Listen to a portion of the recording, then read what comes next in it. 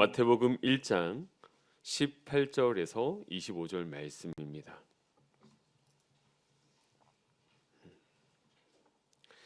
마태복음 1장 18절에서 25절 말씀 전절 우리 성도님들 한 절 교독하면서 읽도록 하겠습니다. 하나님의 말씀입니다. 예수 그리스도의 나심은 이러하니라. 그의 어머니 마리아가 요셉과 약혼하고 동거하기 전에 성령으로 잉태된 것이 나타났더니 그의 남편 요셉은 의로운 사람이라 그를 드러내지 아니하고 가만히 끊고자 하여 이 일을 생각할 때에 주의 사자가 현몽하여 이르되 다윗의 자손 요셉아 내 아내 마리아 데려오기를 무서워하지 말라. 그에게 잉태된 자는 성령으로 된 것이라. 아들을 낳으리니 이름을 예수라 하라.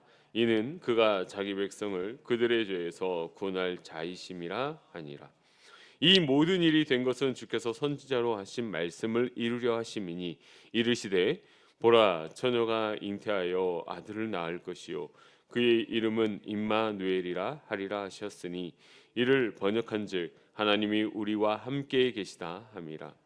요셉이 잠에서 깨어 일어나 주의 사자의 분부대로 행하여 그의 아내를 데려왔으나 25절 함께 읽겠습니다.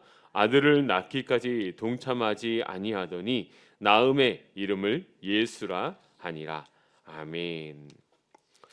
오늘은 이 아침에 우리에게 하나님께서 마태복음을 통하여서 예수 그리스도의 탄생에 대해서 이야기를 하고 있습니다. 우리가 읽지는 않았지만 잘 알고 있다시피 마태복음 1장 1절에서 17절은 아브라함과 다윗의 자손 예수 그리스도의 계보라라고 시작을 하면서 예수 그리스도의 족보에 대해서 이야기를 하고 있습니다. 마태복음 1장 1절에서 17절 말씀은 예수님께서 이 땅에 참 사람으로 오신 그 증거를 족보를 나열함으로써 이야기를 하고 있다면 오늘 우리가 읽은 본문인 18절에서부터는 이제는 성령의 역사로 이루어진 하나님의 능력으로 이루어진 성령으로 잉태된 예수 그리스도 참 신으로 오신 예수 그리스도에 대해서 이야기를 하고 있습니다. 그래서 오늘 우리가 읽은 말씀은 예수 그리스도께서 이 땅에 어떻게 오셨는지를 보여주고 있는 것이죠. 아브라함과 다윗의 약속을 통해 오시기로 약속된 메시아였지만 그의 오심은 너무나 초라했고 조용했고 아무런 별 볼 일 없는 일이었습니다. 이뿐만 아니라 영적으로는 성령에 잉태된 놀라운 사건이었지만 그저 육신의 눈으로 바라볼 때에는 부정하게 비칠 임신이었던 것이죠. 오늘 본문 18절 말씀 함께 읽어보겠습니다. 예수 그리스도의 나심은 이러하니라. 그의 어머니 마리아가 요셉과 약혼하고 동거하기 전에 성령으로 잉태된 것이 났더니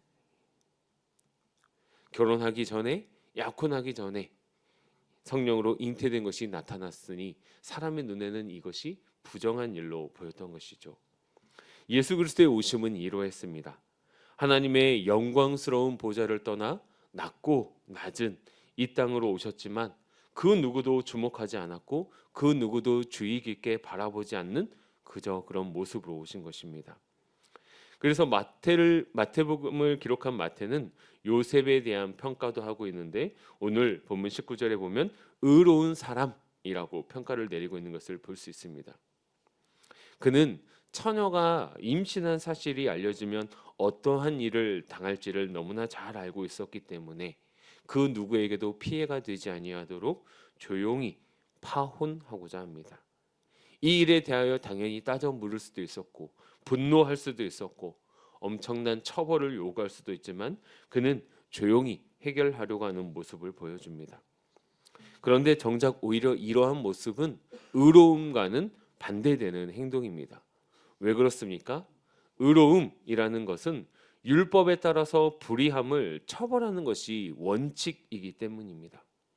그런데 여기서 의롭다라고 하는 것은 예수 그리스도를 보내신 하나님의 의로우심과 연결이 되고 있다라는 것이죠. 율법에 따라 죄인인 사람들을 처벌하지 않으시고 예수 그리스도를 보내주신 그 사랑, 그 나타내신 의로움이 바로 요셉 가운데 있었다라는 것이죠. 그래서 마태는 요셉을 향해 의로운 사람이라고 표현을 하고 있는 것입니다. 바로 여기에 역설의 은혜가 있음을 믿으시기 바랍니다. 요셉이 조용하게 이 모든 일에 처리하려고 할 때 요셉의 꿈에 천사가 나타나서 마리아의 잉태가 성령으로 이루어진 것임을 알려주고 있습니다. 오늘 본문 20절 말씀인데요. 함께 읽도록 하겠습니다. 이 일을 생각할 때에 주의 사자가 현몽하여 이르되 다윗의 자손 요셉아 내 아내 마리아 데려오기를 무서워하지 말라. 그에게 잉태된 자는 성령으로 된 것이라. 아멘. 사람의 생각으로는 이해하기 힘든 일이지만 때로는 이렇게 하나님의 계획하심에 의해 특별한 일들이 행하여지기도 합니다. 때로는 우리의 삶 가운데 이렇게 이해되지 않는 일들이 일어날 수도 있습니다. 좋은 일들로, 행복한 일들로, 기쁜 일들로 이런 일들이 일어나면 좋겠지만 때로는 우리가 이 세상에서 믿음을 지키며 살아갈 때 내가 비록 성실하게 살아왔는데 전혀 엉뚱한 일로 어려움을 당할 수도 있고 때로는 원색적인 비난을 당할 때도 있습니다. 주 예수 그리스도를 믿는 그 믿음으로 말미암아 세상 사람들로부터 손가락질 당하고 조롱을 당할 수도 있다라는 것이죠. 그럼에도 불구하고 우리에게 소망이 있는 것은 예수 그리스도께서는 여전히 그 자리에 계셔서 우리를 이끌어 계시고 나와 함께 하고 계십니다. 우리의 생각과 지혜로 이해되지 않아도 순종하고 하나님 앞에 묵묵히 나아갈 때 놀라운 일들을 이루시고 또 이루어 주심을 믿으시기 바랍니다. 예수 그리스도의 이 땅에 오심은 자기 백성들을 그들의 죄에서 구원하기 위해서입니다. 죄인을 구원하시고 백성으로 삼으신 것이 아니라 자기 백성을 죄에서 구원하신다라고 표현을 하고 있습니다. 하나님은 모든 사람들이 구원받기를 원하시지만 특별히 미리 아시고 택하신 하나님의 백성들을 구원하시기 위해서 예수 그리스도를 이 땅에 보내신 것입니다. 이는 전적으로 하나님의 은혜이고 하나님의 절대 주권입니다. 이 은혜 안에 우리가 속해 있음을 믿으시기 바랍니다. 여기서 우리가 한 가지 주목해야 할 일이 있습니다. 그것은 바로 예수 그리스도의 나심은 어느 날 우연히 갑자기 이루어진 것이 아니라 이사야를 통해 선포된 하나님의 말씀의 성취라는 것입니다. 오늘 본문 22절에서 23절 말씀 함께 읽도록 하겠습니다. 이 모든 일이 된 것은 주께서 선지자로 하신 말씀을 이루려 하심이니 이르시되 보라 처녀가 잉태하여 아들을 낳을 것이요 그의 이름은 임마누엘이라 하리라 하셨으니 이를 번역한즉 하나님이 우리와 함께 계시다 함이라. 아멘. 이렇게 구약의 이사야의 말씀이 이사야의 예언이 성취된 것과 같이 구약의 모든 예언은 예수 그리스도를 향하고 있습니다. 그렇기 때문에 예수 그리스도의 오심은 하나님의 말씀이 반드시 성취되고 이루어진다라는 것을 확실하게 보여주고 나타내주는 증거라는 것이죠. 임마누엘, 이 이름은 태어난 아기가 하나님이심을 말해주고 있습니다. 이뿐만 아니라 예수 그리스도의 오심은 우리를 구원하실 뿐만 아니라 우리와 함께 하고자 하는 하나님의 크고 위대하신 강력한 의지를 나타내는 것이죠. 죄로 인해 하나님과 멀어진 우리에게 친히 찾아오셔서 함께 하시겠다라는 하나님의 간절한 바람이 바로 임마누엘 예수 그리스도를 통해서 나타나게 된 것입니다. 요셉은 도저히 이해하기 힘든 말씀에 순종하는 모습을 보여줍니다. 하나님의 말씀에 순종하기 위해서 그가 겪어야 했던 여러 가지 어려움, 힘듦 이런 것들은 우리가 말로 다 표현하지 못할 정도로 여러 가지 고난이 있었을 것입니다. 하나님 말씀 앞에 순종할 때 우리 또한 이럴 수 있다라는 것입니다. 그런데 우리가 이 모습을 통해서 기억해야 할 것은 예수 그리스도의 탄생 과정 가운데에서 요셉의 순종을 귀하게 사용하셨다라는 것이죠. 예수님이 다윗의 후손 요셉의 아들로 태어나게 하심으로 구약의 예언을 성취하셨습니다.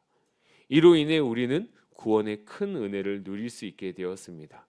사랑하는 영가족 여러분, 우리가 구원받을 만한 자격이 있어서 어떠한 요건이 있어서 예수님이 오신 것이 아니라 우리에게 스스로 우리를 구원할 능력이 없어서 예수님이 오셨습니다. 이렇게 우리가 예수님을 보내주신 하나님의 사랑을 날마다 기억하며 감사하는 삶이 되시기를 바랍니다. 성탄절이 되었기 때문에 또는 어떠한 특별한 절기가 되어서 기억하는 하나님의 사랑이 아니라 날마다 하나님의 사랑과 예수 그리스도의 아낌없이 자신을 내어주신 그 사랑을 기억하며 우리가 받은 이 사랑, 우리 주위에 예수님 믿지 않는 사람들에게 아낌없이 나누어 줄 수 있는 은혜의 삶이 되시기를 소망합니다.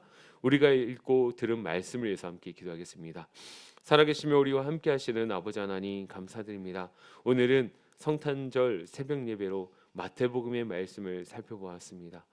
예수님의 족보에 대해서 살펴보았고, 예수님께서 왜 이 땅에 오셔야 됐는지를 살펴보았고, 예수님이 이 땅에 오셔서 우리에게 어떠한 존재로 또 어떠한 모습으로 살아가는지에 대해서 우리가 말씀을 통해 배울 수 있었습니다.